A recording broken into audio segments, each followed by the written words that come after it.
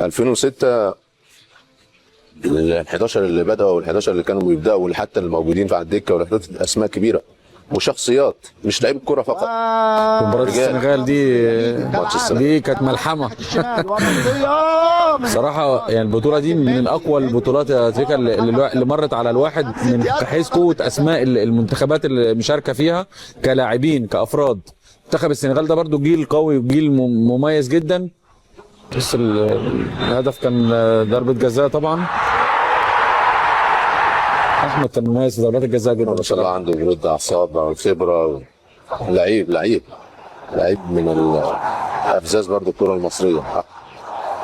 احمد شخصيه كبيره ولعيب كبير، ترميه في النار زي ما بنقول كده، يقول لك اللحظه اللي غيرت مسار البطوله تماما. يعني دي الناس طبعا توفيق غير طبيعي طبعا عمرو زكي. انه اول لمسه ليه تبقى هي هدف الفوز. ميدو طبعا من اللحظات اللي ندم عليها طبعا، وهو كمدرب طبعا هو قالها 100 مره يعني لا عمري ما كنت اعمل نفس التصرف مع الكابتن. احنا الصراحه اتعاملنا معاها كويس بعد المباراه يا تريكا لو تفتكر. يعني ما اثرتش. لا اللعيبه كمان يعني لمت الموقف بسرعه صح. وتجاوزناه خلاص. انت تلعب السيمي فاينال ووصلت الفاينال خلاص، فيعني خلاص لحظه يعني لازم يبقى فيها كل اي حد موجود او اي موقف حتى موجود. ميدو بص مع عمرو الموقف خلص بره الملعب يعني بعد المشاده اللي حصلت بين الكابتن وميدو رجعنا الفندق الامور انتهت تماما خلاص.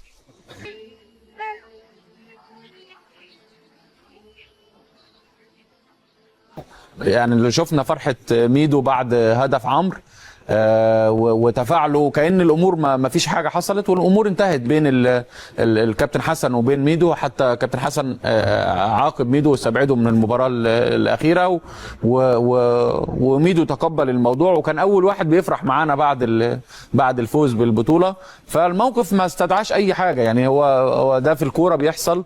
الموقف زي كده ممكن يتكرر ويتكرر في فرق كتير جدا، انما في النهايه روح المجموعه كانت واحده وانتصرت على موقف فردي من ميدو ومن الكابتن حسن. وروح المجموعه زي ما قلت هي اللي ساعدت ان احنا ننهي الامور دي بسرعه، وده اللي كان بيميزنا بصراحه وبيميزنا في كل البطولات اللي لعبناها مع بعض. كانت اوت رمي التماس والاوفر راح بالمقاس. انت موعود بالشمال. موعود بالشمال. بس انت عارف دي اول لمسه لعمرو، اول لمسه في المباراه لعمرو زكي. هو نزل كانت الكوره رمي التماس اتلعبت رمي التماس بقى بعد الجول جري راح يبارك، اول واحد يبارك لعمرو وللعيبه. بص احمد عيد برضه. وادي المنظر بقى بتاع الجمهور في الاستاد العالم مصر.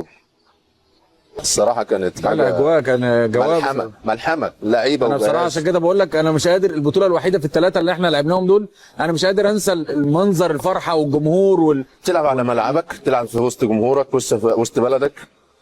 لا حاجه الصراحه من اللحظات المهمه والبطوله لا تنسى. المشاعر اللي خارج الاستاد، الجمهور حسيس، الضغط اللي كان موجود في الجهاز، لان انت فاكر اوائل كان في ضغط عليهم شديد فعلا. خسرنا اخر مباراه وديه جنوب افريقيا قبل البطوله.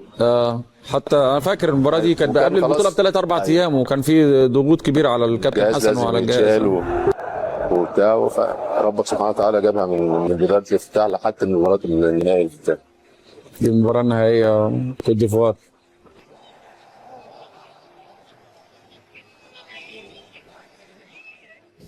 كانوا في المباراة الادوار المجموعات كانوا مريحين بعض النجوم بتاعتهم لان تقريبا كان عندهم انذارات وخايفين عليهم من الانذارات اللي هم يتوقفوا الادوار اللي بعد كده.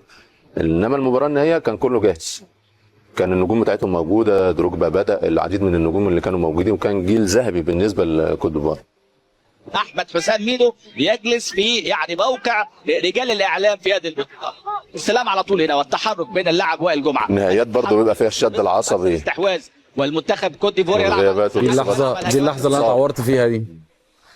عايز اقول لك يعني بص اصعب لحظه مرت عليا بعد يعني تاريخ طويل مع المنتخب. اللحظه دي كانت بصراحه من اصعب اللحظات اللي عدت عليا يا تريكا. يعني انا مش عايز اخرج، بس عارف في احساس ان انت الفرقه بتعتمد عليك وانت عنصر اساسي في البطوله طول البطوله. بالنهائي وما كانش فيه بره كمان البديل اللي هو المدافع اللي ينزل صح. لعب احمد فتحي لو تفتكر. لعب مدافع مكان.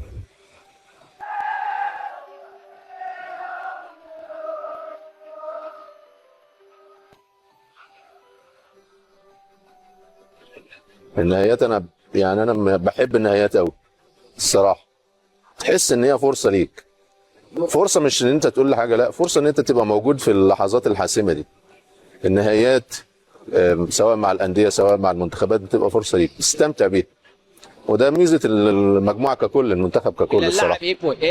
كان تحس ان الفرصه ليك ان انت النهائي يبقى موجود، تبقى موجود فيه. بص دي الفرصه من الحاجات اللي لو اتعادت 1000 مره مش هتضيع دي. بص تواكل في الاداء. دروجبا بيقول لك اول اعدائي من حراس المرمى الحضري، كل ما يشوف الحضري ولا يفتكر الحضري على طول. 2006 2008 توقيت صعب، توقيت ده صعب في التعويض. ادي امامنا ابو تريكه يلعب العرضيه لكن يطلع اللاعب يا توريه، هو فتح جديده وفرصه والهدف، ولكن ضاعت الفرصه. ما زالت الكره قائمه وجول حسبش. عمرو زكي هو عمرو زكي هو صح. صراحه من احسن المهاجمين اللي جم في منتخب مصر. عمرو بيلعب من قلبه، عمرو روح وحماس وغيره وقلب وفنيات. وبصراحه يعني بقول لك الكره المصريه افتقدت عمرو وعماد بعد ما بطلوا يعني هما الاثنين في نفس التوقيت بتاعهم. يعني يمكن عماد استمر شويه، انما عمرو وعماد الاثنين كانوا ثنائي مع بعض بصراحه من افضل المهاجمين اللي جم في مصر. شوف حضراتكم الوجوه لا تحتاج للتعليق. كان منظر الاستاد كان الواحد يقول ربنا سبحانه وتعالى مش هيرجع الناس دي حزينه مش مبسوطه. ودي ضربات الجزاء دي على طول حضري ما شاء الله عليه، حضري ما شاء الله. ضيع دي دروجبا وحكم اللقاء. هو بقول لك دروجبا لد عدو حضر. عمرو زكي والحارس جنجك عمرو زكي ما شاء الله عليه. عمرو زكي يسجل ويرفع النتيجه 3-1.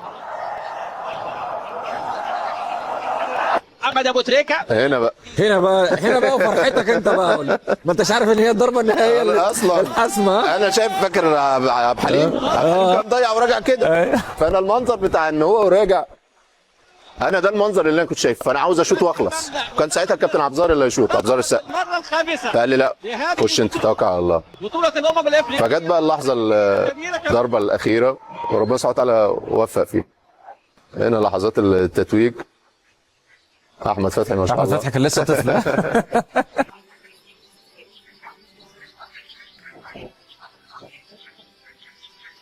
لسه حياته.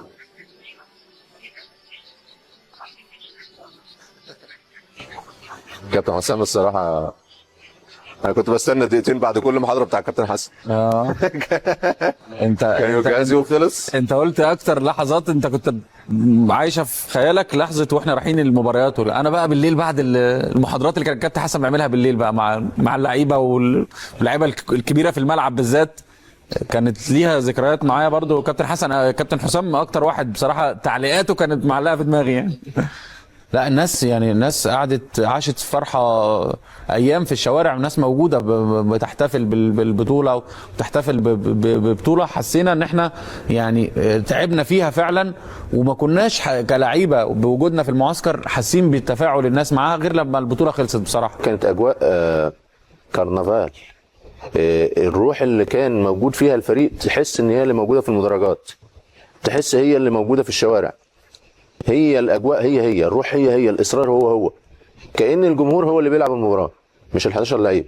كأن اللي كان احنا كنا تقريبا 2006 كان 80 90 مليون تقريبا، تحس ان هم اللي بيلعبوا فدي الروح اللي كانت موجوده.